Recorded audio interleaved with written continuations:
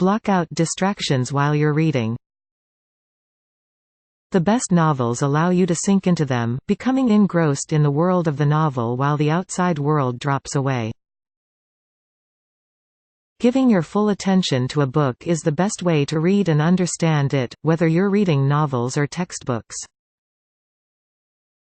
Novels, however, are often told in a unique way, meaning you need time to get accustomed to the speaker, the style, and the world of the story to fully grasp them. In general, avoid music with lyrics in it while you're reading. Try to read in blocks, setting aside at least 30 minutes. It is very hard to keep track of things if you're constantly picking the book up and down. Remove yourself from outside distractions, like a TV or lots of human activity. Nail down the basic questions of the novel before tackling the headier themes. While some of this may seem obvious, taking 5 minutes to answer the following questions will give you a great foundation to keep reading. These are the essential parts of the novel, and you need to grasp them before moving on to more difficult discussions. What does the main characters want? Who is telling the story? Where and when is the story set? Be specific. If you're struggling to get the basics, there is no harm in picking up a study guide or reading a plot summary on Wikipedia. This can help you grasp the basic concepts quickly and start looking for nuance. Think about the narrator's role in the story, if they have one. Novels are fictional, meaning that, except perhaps in the foreword, the narrator is also fictitious. Is the narrator a part of the story, or are they separate from it? Do they know everything, or just what certain characters know? Most importantly, can you trust the narrator? One of the biggest struggles for many readers is that they trust the narrator too much. Then, when they contradict themselves or make a mistake, it feels like the author made a mistake or that you don't understand the book. However, unreliable narrators are great clues into the meanings of a book. After all, no real human could ever be a perfect narrator. In general, you should be cautious of any narrator who seems drunk, high, or otherwise drugged, A Clockwork Orange. Is mentally or socially impaired, The Sound and the Fury, Curious Incident of the Dog at Nighttime. Has reasons to lie, often because of a crime or wrongdoing, Lolita. Think about the style. Why is a novel being told the way it is? Is it written in letters, or journal entries, or normal narration? Does the author use big, intimidating words or straightforward, concise sentences? If you're confused, think for a moment about how the story is being told. It often tells you something about what is being told. Do you have distance between the events? Does the narrator seem to know what is going to happen, or are you along for the ride together? Summarize the main events of each chapter or part once you finish it. Take a moment to stop and reflect on the events in each chapter. What, exactly, changed from the beginning of the section to the end? Have characters grown? Has the plot thickened? Are you back where you started?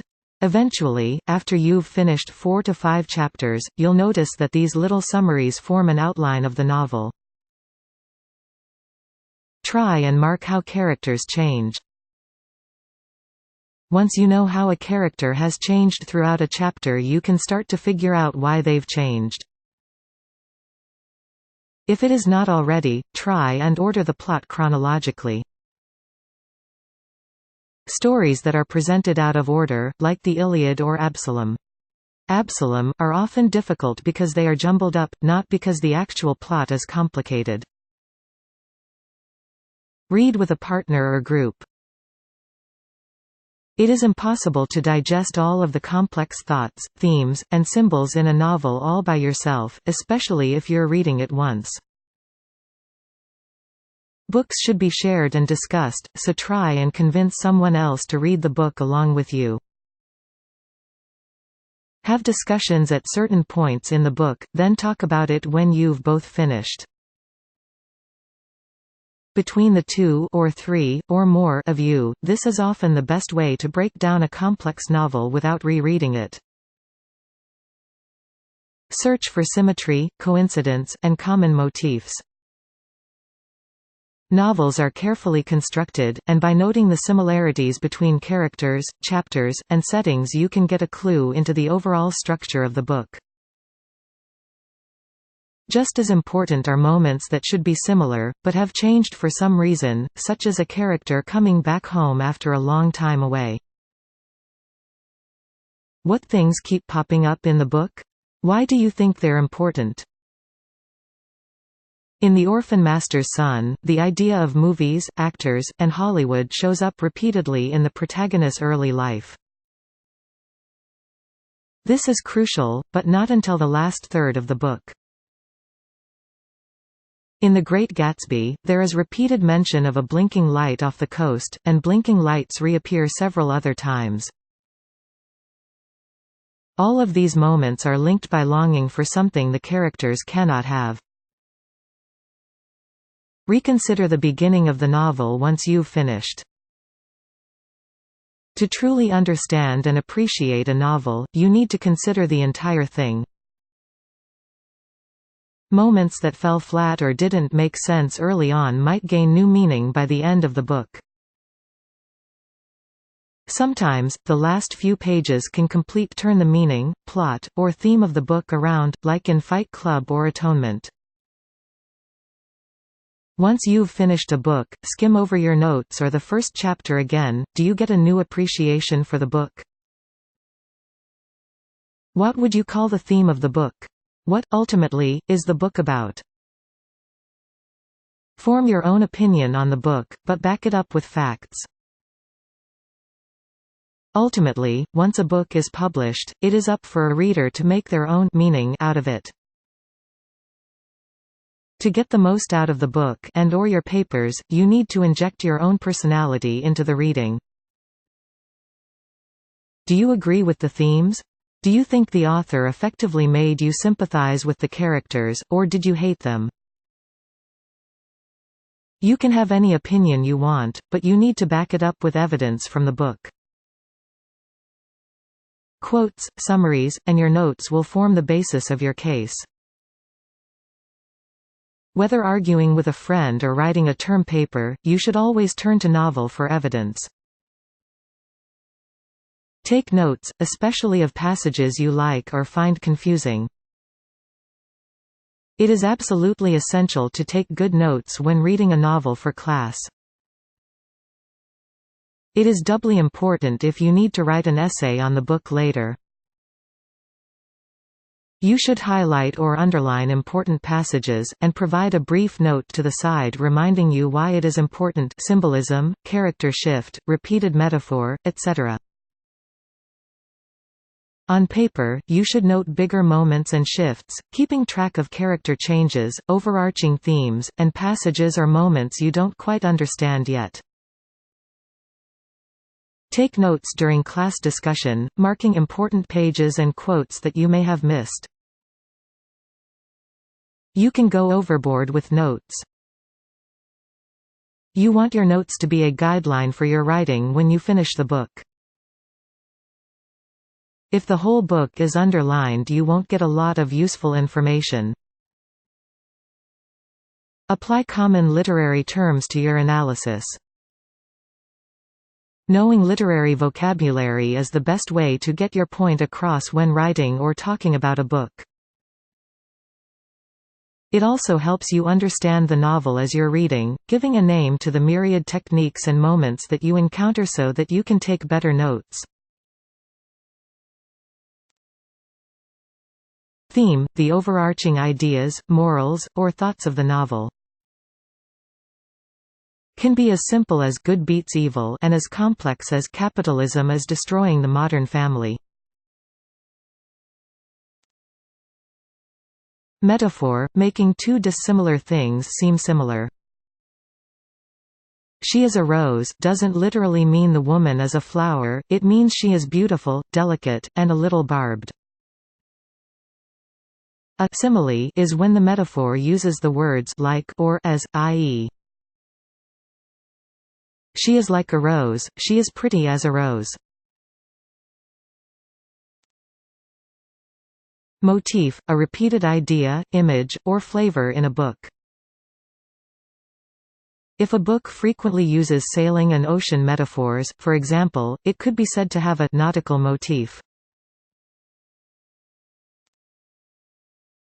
Allusion – a reference to another work, either directly or indirectly. For example, any character that dies and is raised from the dead, A Tale of Two Cities, Harry Potter, is frequently considered a biblical allusion to Jesus Christ. Symbolism – when an object in the book stands for the idea of something else. Symbolism is everywhere, sometimes unintentionally, because humans think in terms of symbols. For example, in Of Mice and Men, the rabbit farm comes to symbolize Lenny's dreams of financial security and safety. A symbol comes to represent a much larger idea than it initially appears. Examine the style of the book, and find relationships to other books. How exactly is the story told? Is there humor, or is it mostly serious? Are the sentences long and difficult or short and speedy? You need to move past the basics of what happened and onto why it happened. Do you think the author was influenced by other writers, artists, or current events? If so, how do they use fiction to really explore those influences? There are no right answers to these questions, but you need to ask them to get the most out of the novel. You cannot only worry about plot when reading, as plot is just one of the many pieces that make up a novel. Some teachers encourage reading summaries before starting the book. This helps you pay more attention to characters, themes, and structure, since you know how the plot ends up. Find the common bonds between function and form. Novels work on two levels. The first level is function, and it concerns what the novel is trying to say, plot, theme, setting, etc. The second part, form, is how it is being said, perspective, structure, metaphor, etc. While good readers will note each side, excellent readers will note how the two of them come together. How does form reinforce function? David Foster Wallace's Infinite Jest is all about the nature of entertainment, debating in part if one must work for entertainment. Accordingly, half the novel is written in footnotes, making the reader work by flipping back and forth, even within sentences and other footnotes. Even less serious books must merge form and function to be successful. Dracula tells its horrible story as a series of letters and first-hand documents instead of a narrator. This allows Bram Stoker to slowly ratchet up the horror and gives the reader a sense that this really happened somewhere in England. Consult outside sources, from nonfiction research to critical essays. As long as you cite the findings of other authors, one of the best ways to expand your knowledge of a book is to read into the world around it. You could research historical background information, or the author's own life and inspiration. You could read critical essays, which are common for classic books and can help make sense of complex novels. When writing longer papers, reading the thoughts of other writers is a great way to form your arguments early on. Do you agree, and have other evidence to offer? Do you disagree, and can you use the book to prove them wrong? Always cite any outside sources you've read and expand on them with your personal opinions. Use these sources as a jumping-off point, not your only argument.